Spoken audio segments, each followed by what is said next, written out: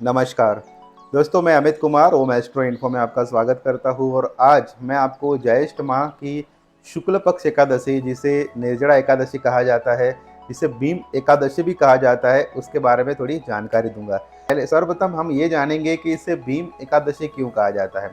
दोस्तों, महाभारत के एक प्रसंग में जब व्यास जी सभी एकादशी के महात्म्य के बारे में बता रहे थे, तो उस समय भीमसेन ने व्यास जी को कहा कि महाराज, आपने सभी एकादशी के बारे में बहुत अच्छा वर्णन किया, लेकिन मेरी क्षुधा बहुत रहती है, मुझे बहुत भूख लगती है और मैं सब एकादशी नहीं कर सकता।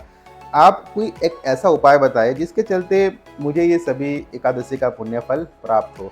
उस समय व्यास जी ने भीमसेन को ज्येष्ठ माह के शुक्ल पक्ष एकादशी, जिसे निर्जला एकादशी कहा जाता है, उसके महात्म्य के बारे में बताया और भीमसेन को वो एकादशी के व्रत उपवास करने की सलाह दी, जिसके चलते यदि कोई व्यक्ति पूरे वर्ष भर की 25 एकादशी, यानी कि उस वर्ष के अंदर यदि यदि अधिक मास भी आ रहा है और उसकी एकादशी भी आती है, तो ये एकादशी नहीं कर सकते हैं। लेकिन ज्येष्ठ माह की शुक्ल एकादशी, जिसे निर्जला एकादशी कहा जाता है, यदि उसका व्रत उपवास करता है तो उसको समस्त 24 एकादशी का पुण्य फल प्राप्त होता है, जिसके चलते इसे भीम एकादशी के नाम से भी जाना जाता है। दोस्तों, निर्जला एकादशी के दिन, जैसे कि निर्जला शब्द का मतलब होता है बिना जल के, उस दिन उस उपवास को करने वाले व्यक्ति को पूरे दिन भर में जल को नहीं ग्रहण करना होता है, यानी कि बिंदु मात्र भी जल को नहीं ग्रहण करना होता है और दृढ़ता पूर्वक इस व्रत का पालन करना होता है। दोस्तों, शास्त्रों में उस दिन एक विशेष पूजा पद्धति का उल्लेख किया गया है, जिसे जल धेनु दान कहा जाता है। वो कैसे करना है मैं आपको बताऊंगा।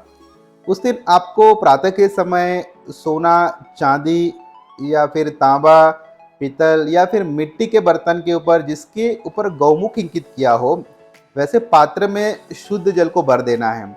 वो पात्र के मुख को सफ़ेद कपड़े से बांध देना है और उसके ऊपर एक सामान्य पात्र रखकर आपको वच, कूट, जटामासी और आंवले की औषधि रखनी है। औषधि आपको किसी भी किराने या फिर पंसारी के दुकान से मिल जाएगी। और उसके बाजू में छाता और जूते रख देने हैं। और भगवान वासुदेव, जो कि क्षीर सागर में शयन कर रहे हैं, उनका स्मरण करके ये जो सामग्री है आपको दान दे देनी है।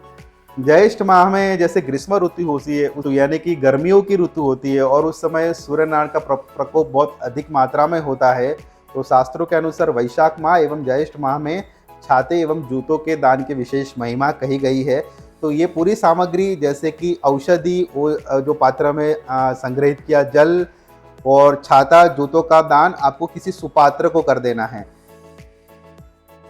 दूसरे एक उपाय में, जिस उपाय को दुर्भाग्य नाशक व्रत कहा जाता है, यानी कि ये व्रत जो है आपको निर्जला एकादशी के दिन ही करना है। उस दिन आपको अपने शहर या ग्राम के नज़दीकी विस्तार, जहाँ कोई पवित्र नदी बह रही हो, वहाँ पे जाके सूर्यनारायण के दर्शन करने हैं, उस नदी में स्नान करना है। और उस समय आपको आसपास किसी आकड़े का, यानी आक का वृक्ष या फिर कनेर का वृक्ष और पुष्प सहित नीम के वृक्ष की गंधोपचार, यानी कि गंधोपचार से उसका पूजन करना है। ये तीनों ही वृक्ष भगवान सूर्यनारायण को अति प्रिय है। और जो कोई भी व्यक्ति ज्येष्ठ माह की शुक्ल पक्ष एकादशी के दिन इनका पूजन करता है, वो व्यक्ति भगवान सूर्यनारायण को अति प्रिय होता है। तो उस दिन ये उपाय करने से भी आपके जीवनों के संकटों का निराकरण होता है, आपके जीवन में दुर्भाग्य नाशन होता है। ये विधि आपको उस एकादशी के दिन करनी है।